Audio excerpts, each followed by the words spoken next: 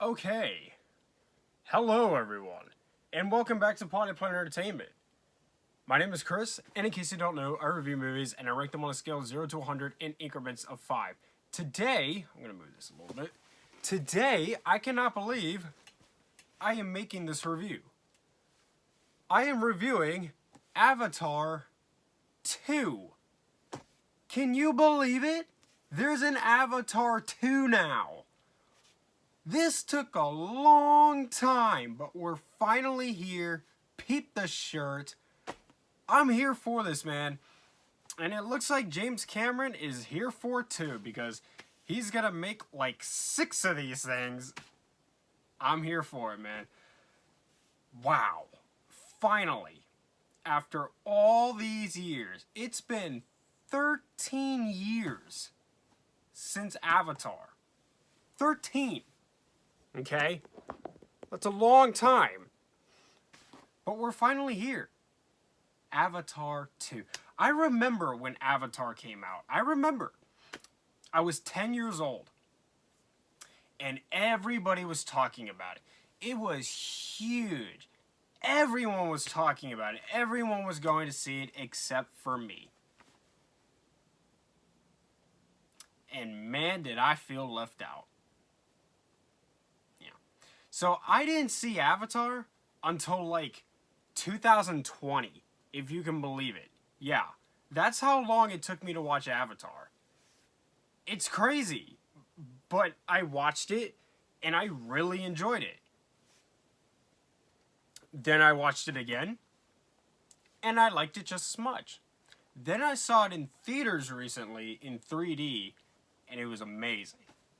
And I finally understood what everyone was talking about when they say, that movie is not as good when you watch it at home. It's not. But Avatar is still a great movie. I really like it. And, sorry. My camera's like bugging me with the way it's set up. I really like it. And I know a lot of other people do too, but a lot of people don't. And you know what? That's okay. I really like Avatar. And I was very excited for this film. And it's here. And it did not disappoint. I thought this movie was great. I really, really enjoyed it. I can't wait to go back and see it again. It's fantastic. I forgot this one. There's nowhere to put it. But you like my little Neytiri right here? It's adorable. I like it. I'll just put it back up here. So I don't have anywhere to put it back here. But I also have Neytiri here. And I have Neytiri here. Now, needless to say, Neytiri is one of my favorite female movie characters ever. She's just awesome. She's like Princess Leia and Marion Ravenwood, except even cooler. I love Neytiri. She's a great character. And I loved her in this movie, too. James Cameron, he is back. The last movie he directed was Avatar. And he's finally back. This is only like, the 9th film, actual movie he's ever directed. And I think the first one was like some Piranha movie that he co-directed, so I don't even count that. So really, this is his 8th film. And I've seen all of his movies. And now that this movie's out, I would like to do a video where I rank all of his movies. So that video should be coming soon. But it looks like he's just going to take this and run with it.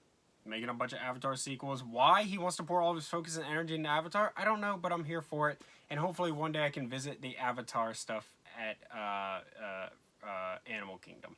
I would like to. That would be cool. I would like to visit that one day. Yeah. But Avatar The Way of Water is here, finally. Let's talk about it. Avatar The Way of Water stars Sam Worthington, Zoe Saldana, Sigourney Weaver, Stephen Lang, Brittany Dalton, and Jack Champion, and it was directed by the one and only James Cameron. And in this movie, the humans have come back. They're coming for Jek Sully, and they are blowing up the forest again. And so they're at war with the humans, and they have been for about a year now. Well, now Jake has got a family with Neytiri. He's got a bunch of kids, and he's like, look, I need to get y'all out of here. Because in the first movie, it's more like, yeah, let's fight. Let's go to war. But in this movie, he's like, I need to protect this. Like, this is what's important now.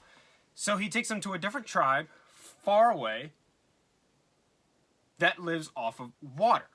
So his tribe lives off the forest. This tribe lives off the water. And they're different. They're a different shade of blue. Their arms are different. Their tails are different. These people are evolved to adapt to the water, just like how his people are evolved to adapt to the forest. And he seeks refuge there. All the while, bad guys are coming to get him. Because they don't like Jexu. And war ensues. And it's great. I would not be spoiling this movie. This will be a spoiler-free review. But I have quite a bit here I want to say. So let's get into it. So here's my thing, and I have reviewed the first movie on my channel. I reviewed it a couple years ago. If you want to check it out. Everybody says it's a ripoff of Dances with Wolves and Fern Gully. I've never actually seen Fern Gully, but I'll take people's word for it. But here's the thing. Yes, it does have the same beats as Dances with Wolves, but it's nothing like Dances with Wolves. This is a sci-fi in a different planet with aliens epic action film. It's nothing like Dances with Wolves. And Cinemassacre did a really, really good video talking about Avatar. I'll put a link to it in the description. You should check it out. He does a really good video giving his opinion on it, but also defending it against some of the criticisms, and it makes a lot of sense. So after my video, I very strongly recommend go check it out and listen to what he has to say, because he makes a lot of really good points. So yeah, I mean, it's not the most original story, but he took a classic story and retold it in a way you've never seen before. And he does that again with this movie.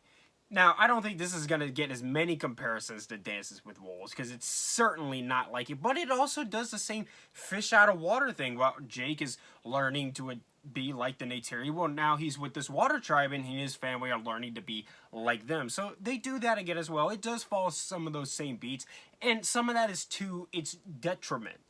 But I really don't like it when people super hard compare Avatar to Dances with Wolves, because it's just so different, even though, yes, some of the plot beats are the same. It's an original story. It's not, you know, he's not trying to reinvent the wheel here. He's just trying to retell a classic story, and I appreciate that. That's what he did with that film, and he's doing it again with this one, except it's different. Even more different. Alright, so for one thing, this movie is a magical experience. I did see this movie in theaters, in IMAX, in 3D. That is the way you should experience this film. Go see this on the biggest screen you can find and put on 3D glasses. That is how this movie is meant to be watched. And man, it is magical. Now, a lot of people said, you know, like I said before, when you watch Avatar at home, it's not the same. And yes, that's true. And I'm sure this movie will have that same effect. But I think even watching it at home, like the first one, it's still going to be a really cool movie to watch. The visuals for this movie. This might actually be the best visual achievement in cinema history. That is a very, very, very bold statement, but I'm not afraid to say it about this film. This might actually be the best technical film of all time. Seriously, it might actually be. I've never seen water look this good. Water doesn't look this good unless it's in real life. But they pulled that off for this movie. And there's a lot of money dumped into this movie.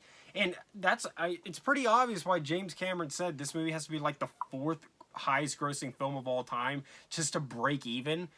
You can see all that money went onto the screen. It is immaculate. This is the best looking movie I have ever seen in my life. It's just, It is absolutely fantastic. And even Avatar, the first movie, it holds up better than a lot of the CG movies we get today. And that movie came out when I was 10. I'm 23. Okay? Like, and this movie might actually do it slightly better. This is an achievement. This movie deserves to be celebrated. It is really, really, really damn impressive. The action in this movie is phenomenal. Absolutely phenomenal. The first and the third acts primarily have the action, and the third act is nothing but action. The last hour or so of this movie is just war. And it's great. It reminded me of the last Harry Potter movie, how the last act of that movie, it's war. They're at war. They're fighting. They're going at it with the bad guys, and you just want to stand up and cheer and charge into battle with them. The first movie did that fantastically, and this movie does it too. This movie has a lot of heart, and they really, really, really tug at the heartstrings there in the third act. Obviously, no spoilers, but something happens where you're like, it'll get you. Like you're like, okay, let's go kick some bad guy butt. This movie has a really good family dynamic. Like I said, Jake has grown as a father. He realizes that protecting his family is more important than being a soldier and going to war. So he leaves this war to be with his family and protect his family. And I got behind that because it is good personal growth. The characters are great. The kids are really good in this movie. You know, watching the trailer, I was really concerned about them, but they're all great. There isn't a single annoying character in this film. Seriously, they're all great, and I got behind the kids a lot. Of course, Neytiri is still probably my favorite. She's awesome. And if I were to date a blue alien woman, I would want it to be Neytiri. Hey, that may have sounded weird, okay?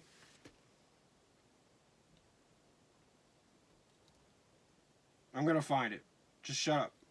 Don't say anything. Don't leave. Don't pause it. We're not editing this. We're doing this. Here it is. That may have sounded weird, but nothing I could say will be as weird as this. That was a weird movie.